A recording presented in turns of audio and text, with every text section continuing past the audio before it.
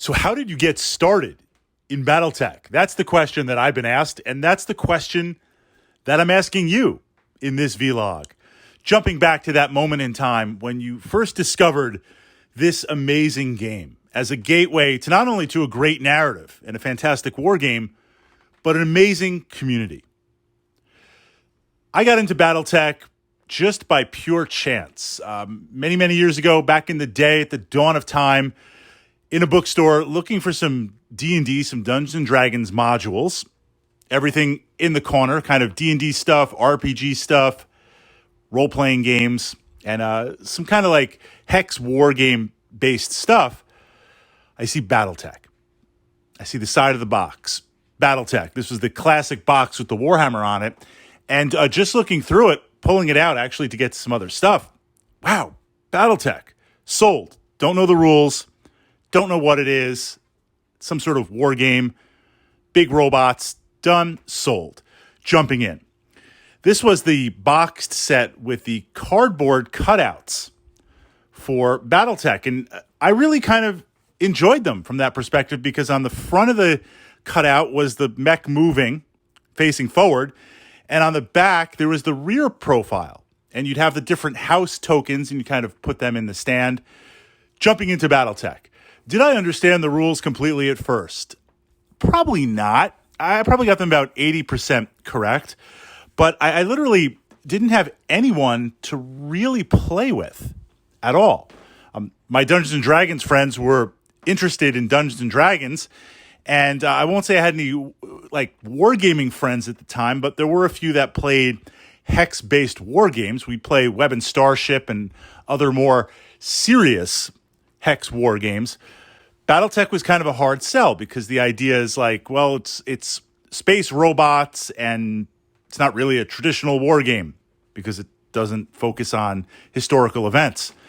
So I kind of played Battletech solo for a little while. And by solo, it was just kind of trying to understand the rules and push some mechs around and roll some dice and just kind of see what happens from that perspective. And the narrative, the imagination of it really captured me. This opened up later on at the same bookstore to picking up the technical manuals. And this exploded the game.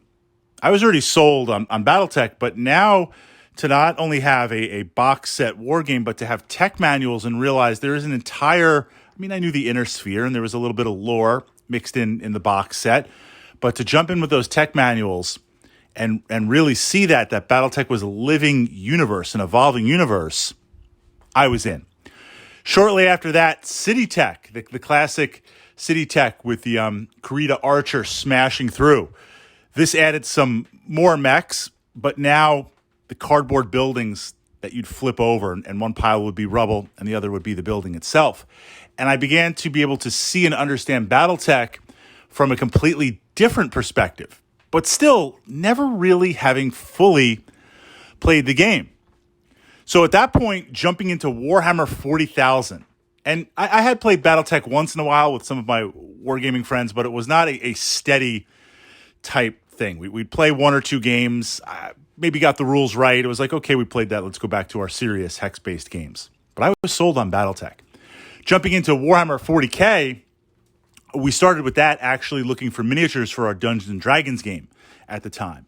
And we're at the hobby store, which strangely sold D&D stuff, sold 40K stuff and other RPG stuff, but no Battletech. Because I would have picked up on it. I would have picked up on that. No Battletech stuff. And it's certainly it's not that Battletech wasn't mainstream at that point. Absolutely, it was. So we're looking to buy some D&D miniatures for a campaign, and my buddy Naps is like, Fritz, check this out. Orcs with guns. It's the classic Orc Raider set for 40K. And I'm like, what do you mean orcs with guns? Like, no. So then we jump into that. Space Marines. The store manager's like, hey, check out this book. We're sold. We're done. We're in. And that jumped into kind of 40K as a kind of interesting war game, not a classic war game, not a historical war game, but now it opened up my D&D friends to kind of narrative wargaming, or the fact that like we could do this wargaming thing from a completely sci-fi perspective. Brought my friend Naps in, brought my buddy Dom in, and we started regularly playing Battletech. But at that point, it still was very much kind of like basement battle reports. We just get together, play some 40K, played some Battletech. They found it an interesting diversion. They enjoyed it, but I won't say they had the same enthusiasm as I did. It was a few years later, connecting with some other friends, ironically, Dungeons and Dragons friends that also happened to play Battletech, where we were kind of hanging out and just by chance find out we're into Battletech. And that, I would say at that point, launched me into Battletech proper. Regular games, understanding the rules, dedicated players, jumping into the narrative, and really never looking back. At some point, we made the jump to metal miniatures. That was the interesting thing. Playing Warhammer 40K and playing DBA, DBN, and other classical miniature war games, it never really dawned on me to jump into metal miniatures with Battletech. I guess because I was mainly the person with Battletech, and we had all the cardboard standees, and we had tokens, and the game worked perfectly fine with that. But we got to jump into miniatures. And you know how maybe that is. One of your friends jumps in with some miniatures, you got to jump in. Or you're playing a war game, and they add some new units, you have to add some new units. So next thing I know, these are kind of the classic metal sculpts. I don't know. At some point, I went from like a lance, because you used to be able to buy the classic lance packs. I went from like a lance to like, I don't know, 40 or 50 of these. It just kind of happened. And then from there, of course, you know how things evolve down the line through the years, adding to your collection. And now at this point, obviously you can play Battletech in any capacity, but I think it's pretty much safe to say, even pre-Catalyst Plastics, it is a miniature-based game that is kind of integrated into it. And now with the Catalyst Plastics that are out there in the wild and 3D printing and all that, Battletech is 100% a miniature-based game. So it's interesting to see how Battletech, for me, has evolved. It started out just kind of an interest, but I really didn't have many people to play with at all. But once that connection, by chance, by destiny, by fate, was made, again through Dungeons and Dragons, ironically, so much has been happening or brought through community, through D&D. Once that started, it was just like never looking back.